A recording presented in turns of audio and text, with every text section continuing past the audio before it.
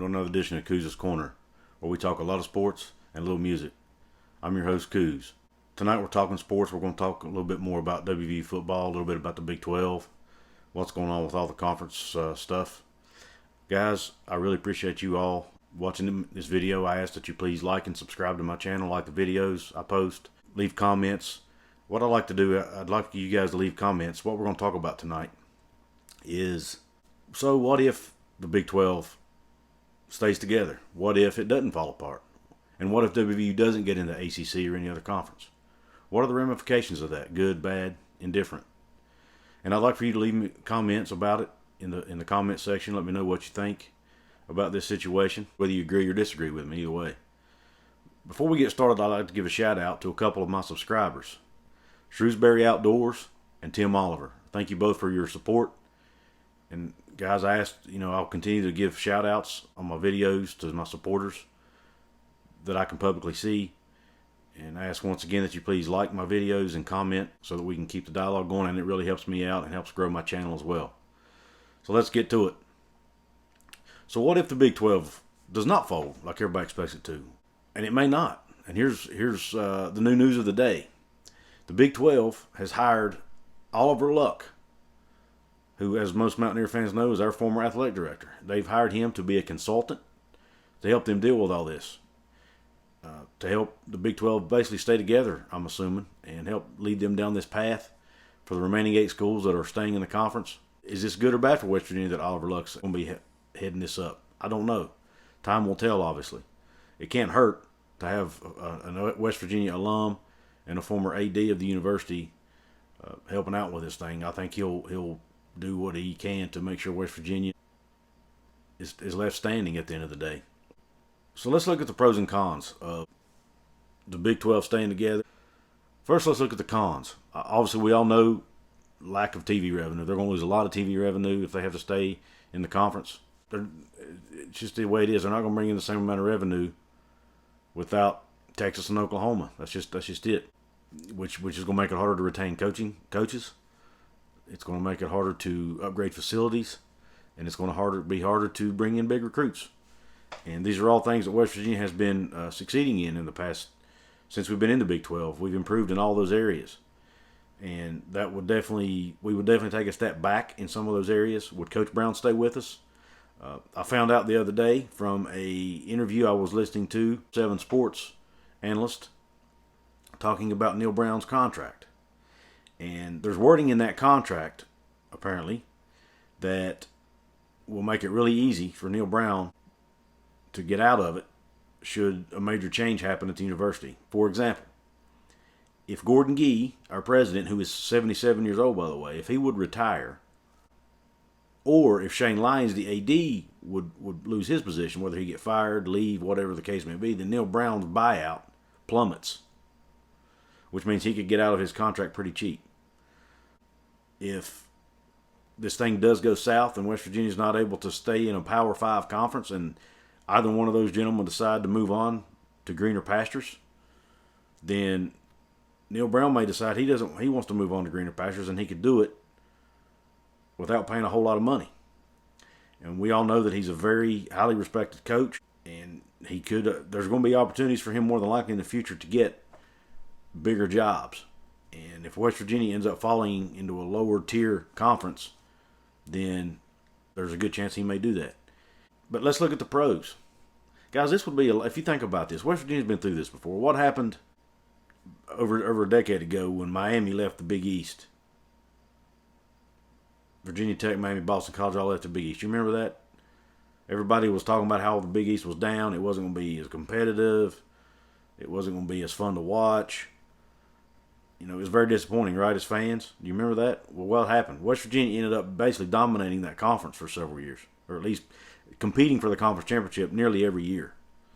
So it wasn't so bad. Maybe, just maybe, guys, maybe the sky is not falling. Maybe at the end of the day, when all this settles out, even if we have to stay in the Big 12, maybe West Virginia will still be okay. Maybe there's a positive to this. Maybe West Virginia becomes more competitive. And as fans, what's the one thing we all want? We all talk about the money. We all talk about the recruiting. We all talk about all of that. But why? Because we want to win, right? Well, if we're winning, even though we're in a conference that doesn't have Oklahoma and Texas in it, isn't that still a positive? Okay, look at it from a fan's perspective. That's what I'm trying to do with this video. I'm trying to look at it from both sides. Do I love playing Texas and Oklahoma every year? Yes, I do. But if we don't play Texas and Oklahoma, you know what I'm going to be doing every Saturday? Watching my Mountaineers. Whether they're playing Kansas State, Cincinnati, BYU, whoever it is, Houston, Memphis, I'm going to be in front of my television watching my Mountaineers, cheering them on, and if they win, I'm going to be just as happy as if they beat Oklahoma. Well, maybe not as happy as if they beat Oklahoma, but you get my drift. I'm still going to enjoy the game. And after a year or two of it, it'd be disappointing at first, but after a year or two of it, I'm telling you, it would be just like old times. Just like we used to watch when they used to have to play Connecticut, when they were playing Connecticut instead of Virginia Tech. We still rooted for them, right? So it may not be as bad. Maybe the sky's not falling. Let's just hang in there, see if Oliver Luck can work some of his magic. Honestly, I think this might be Oliver Luck grooming to try to take the Bowlesby's job, because Oliver Luck has been in the running before for commissioner jobs. He was in the running for the Pac-12 commissioner job before Kliavkoff got it. So, you know, it's possible Oliver Luck could be the next commissioner of the Big 12, and I think that would be a great thing for West Virginia University, honestly. So we would definitely have a voice in the room. And all these comparisons that people talk about, I hear some people talk about how the Big 12 would be no better than that AAC. Well, guys, that is just not true. A gentleman by the name of Sam Bradshaw wrote an article for Sic'em 365. I'm going to put the link in the description. I ask you to go read this article. It talks about TV viewers in Big 12 games versus AAC games. There's a huge, even taking Oklahoma and Texas out of the equation, the Big 12 still gets a lot more TV viewers than the AAC does when you look at everything in context, the time slots, the channels, you know, everything in context. The remaining 8 schools in the Big 12 still outperform the AAC. Okay? Number 2, the Big 12 schools, they have for the most part have bigger stadiums. Memphis is an exception to that. Memphis has got a 60,000 person stadium. They have much nicer facilities.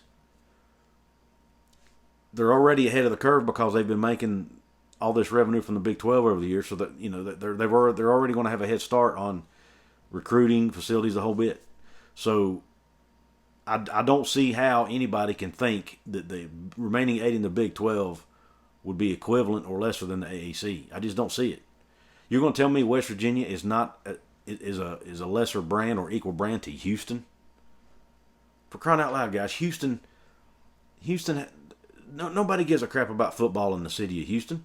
All they care about is the Houston Astros and the Houston Rockets and the Houston Texans. It's a pro football city.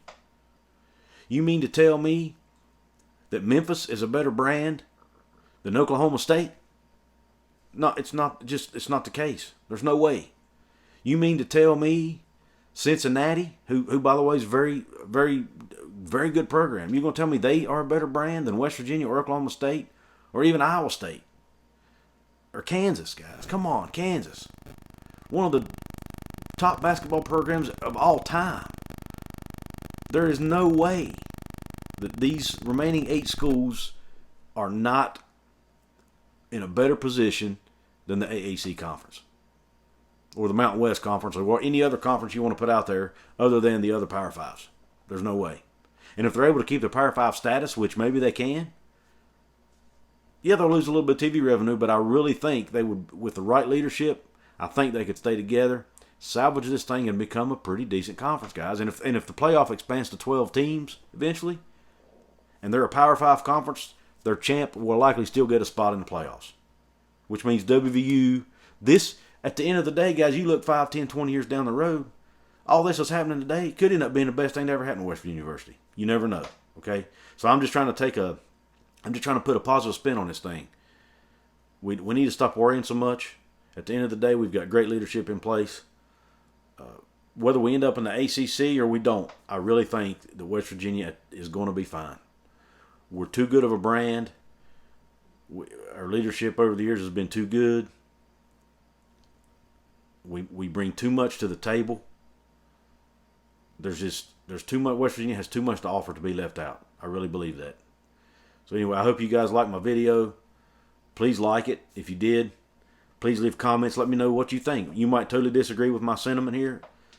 You might think that it would be the worst thing to ever happen to WVU, and it could be. Trying to look at both sides of the coin here. For the most part, most fans, including myself to an extent, have been looking at it as the sky's falling. But I want to look at it a little different way and think, you know what? Maybe it's not. Maybe it'll be just like it was back when in the old Big East when it fell apart originally. And West Virginia became really the dominant team in that conference, the most consistent team in that conference. So anyway, guys, I ask once again, please subscribe, please like, press that like button, hit that notification bell. Grow with me, guys. I'm going to grow this channel. I'm going to grow with you guys. Let me know if I got a lot of interesting topics I'm going to hit in the next few episodes. I really hope you stick with me. This video is a little bit longer than my previous ones, but hopefully you like the content. I look forward to the dialogue, the discussions, good or bad. I don't mind disagreements. I like a good debate. So please don't be afraid to leave a comment that you disagree with what I had to say. Once again, I appreciate you tuning in to Kuz's Corner. Until next time, peace out. Woohoo!